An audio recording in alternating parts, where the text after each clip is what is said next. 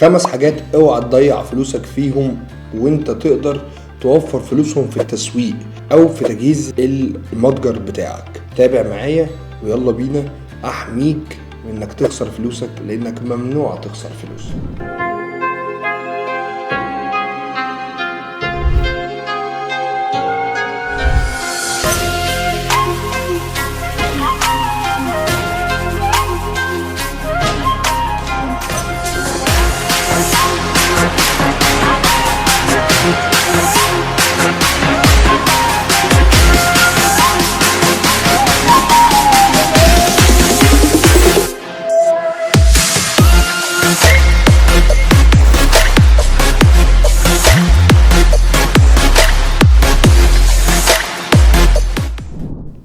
السلام عليكم يا شباب، اخباركم ايه؟ بتكونوا بالف خير. معاكم اخوكم سيف محمود من ايكون بلاكر. النهارده هتكلم معاكم في ايه الحاجات اللي ملهاش لازمه من الاخر. اول حاجه كده معايا، بسم الله الرحمن الرحيم، هم 5 حاجات. اول حاجه، اوعى تضيع فلوسك في برودكت ريسيرش ميثودز. يعني ايه برودكت ريسيرش ميثودز؟ يعني طرق بحث عن المنتجات. دعبس. السيرش العميق اقوى بكتير جدا من اي حاجه، ده ممنوع. $70 في الشهر، $60 في الشهر، اوعى. يبقى احنا معانا تضيع فلوسك في ايه وتحلها ازاي. ده بالنسبة لأول حاجة. تاني حاجة، اوعى تضيع فلوسك فأي حد يقعد يعمل لك الستور، والفلوس اللي على الجروبات انه يعمل لك ستور $60 و$70. صدقني فستك. من الاخر انا بتكلم معاك بكل صراحة وامانة، ان حد هيقعد يعمل لك ستور رخيص وفريلانسنج يقول لك اعمل $20 وشغل الهنود ده ما بياكلش عيش تماما. ان انت تعمل ستور وتكلفه جامد، يعني ان انا طب يا سيف انت كده بتقول لي ادفع اكتر، ما ده الفايده اكتر. ليه؟ لان انا مثلا هروح لواحد هيروح يعمل لي ستور ب20 30 $50 $100، هيبقى عنده ناس كتير جدا، واللي هيعمله ال100 واحد غيرك، فهو بيشتغل على الكمية. فانت خد ده وامشي، يعني اللي هو خد الستور ده وامشي. فاهم؟ نفس الموضوع اللي بتكلم عليه. حلها ايه؟ انك تكلف وتروح للديزاينر وتيجي تصممه انت بنفسك. يعني انا افتكر اول مرة قعدت اصمم ستور كان الديزاينر قاعد جنبي هنا وانا واخد تغذية بصرية من هنا، وقعدنا نشتغل مع بعض ونطلع حاجة احنا عاملينها. ومفيش حد هيقعد يعمل كده معاك دلوقتي غير لما يكون واحد متخصص وبروفيشنال. وبروفيشنال ده ناس بتتشارج كتير. فانت لما تعمله انت بنفسك مع التعاون مع واحد قاعد جنبك، لما تروح لواحد متخصص وتسيب له الدنيا كلها. وده هو الحل. لكن غير كده انت بترمي فلوسك وبتخسر 80 ولا $100 وانت اولى بيهم. فالفكرة كلها ان انت لو مش فارق معاك، انا بالنسبة لي فارقة معايا عشانك انت. ثالث حاجة اوعى تضيع فيها فلوسك، اوعى تشتري بنوك. تاني، ممكن تشتري بوابات دفع بس خطر برضو على فكرة، ليها خطورتها.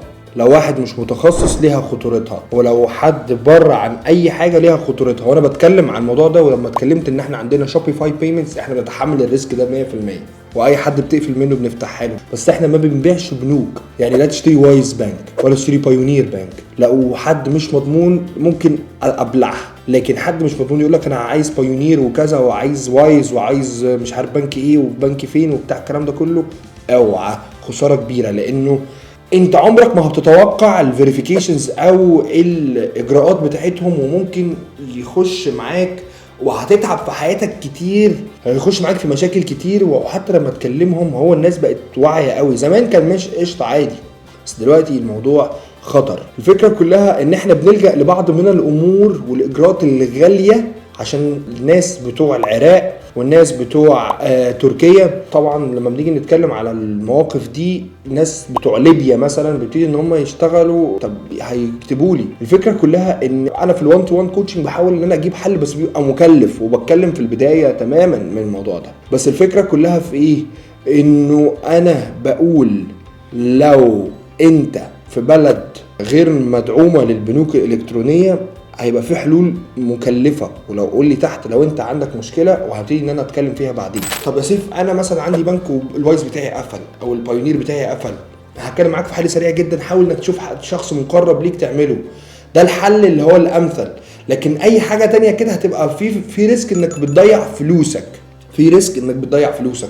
فالفكره كلها من البدايه عشان تسرع بروسس او تسرع عمليه الانشاء تروح شاري لك بنك وشاري هنا وشاري هنا وانت معاك قرشين، يبقى انت كده بتضيع فلوسك. لان انا بشوف الامثال دي كتيره، ناس كتير بشوفها بتشتري باي بالات. دي كارثه يا جماعه، كارثه.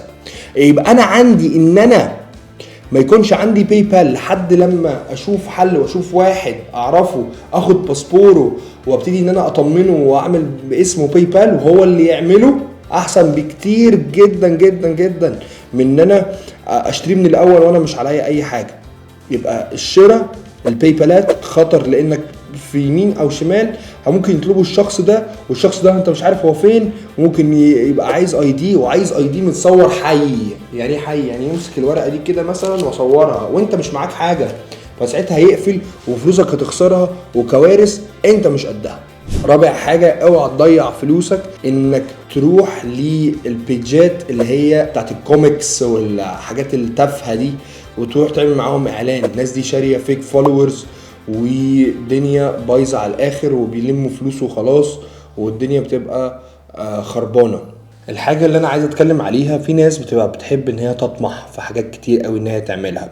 انا ما عنديش مشكلة، احنا الحمد لله شركتنا لحد دلوقتي اكتر من 50 موظف اساسي، ده غير بقى الكاستمر سيرفيس والكلام ده كله مقربين مني انا، واحنا اكتر من 100 في اليوجوال. بس الفكرة كلها انه انا ما عملتش هاير لواحد او ما عينتش حد غير لما كنت انا شارب كل حاجة وعندي معلومة لكل حاجة وحاولت اعملها انا الاول.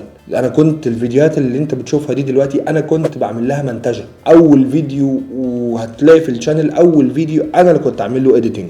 فالفكرة كلها في ايه؟ انك ما تضيعش فلوسك في اول حياتك في الدروب شيبينج. انك اوكي اجيب حد بمرتب ثابت، لا، كارثة. بس حلها ان انت لو معاك بادجت كافي جدا وعندك ستيبل بيزنس تاني، اوكي ساعتها تمام. بس ما تبقاش انت يعني معاك 2000-3000 دولار 10,000 دولار هم دول اللي معاك في حياتك كلهم وتبتدي في الموضوع ده، خسارة كبيرة على فكرة. وهقول لكم على حاجة كمان في الهايرنج. يعني مثلا على سبيل المثال، امتى تحتاج فريلانسر وامتى تحتاج فول تايم؟ تحتاج فريلانسر لو انت عارف انك مش هتحتاج الشخص ده تاني، هو يعمل لك حاجة واحدة بس وخلاص. زي مثلا انا نازل دلوقتي اعمل شوت بره في الشارع مثلا ومحتاج معدات وكاميرات، انا ما اشتريهاش، في حد تاني شاريها بيعملها. فالفكرة كلها ان انت باللي انت بتعمله ده او هتعمله او الفكرة اللي انا بصححه لك ده، انك ناوي انك تشتري المعدات، لا انت مش هتحتاجها كتير، ده هي مرة واحدة مرتين 3 4 5 بس مش طول العمر، فاهميني؟ فالفكرة كلها انك ما تبقاش على سبيل المثال عامل زي اللي رايح بلد اسبوعين وراح شاري له عربية. لا، اجر عربية، هي خسارة وممكن تكون بتدفع ثمن كبير من ثمن العربية، بس الفكرة كلها ان هي بتبقى معاك بشكل مش مربوط بيها. ما تربطش نفسك كتير في الاول لانك مربوط بالبيزنس اكتر. فالفكرة كلها دول 5 حاجات. يعني انا ما عملتش هاير لاي حد، يعني ما بقاش زي ما بنقول كده بقى مش اللايف ستايل بتاعي اللي هو انا هخلع ايدي، لا انا عايز حد اداره كامله مش عارف ايه الكلام ده كله، غير لما بقى عندي بيزنس جامد قوي انا عامله، بقى عندي اوف لاين حاجات في ارض الواقع، عشان دي مسؤوليه كبيره.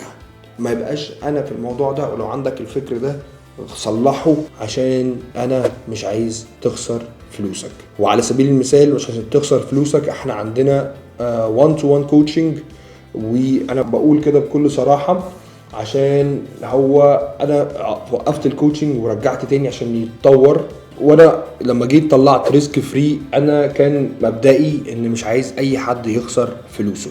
فمبدأ الموضوع ده، لو انتوا عجبكم السلسلة دي من الفيديوهات يا ريت تقولوا لي تحت في الكومنتس، وهكتر منها جدا. ان ياما خسرنا فلوس،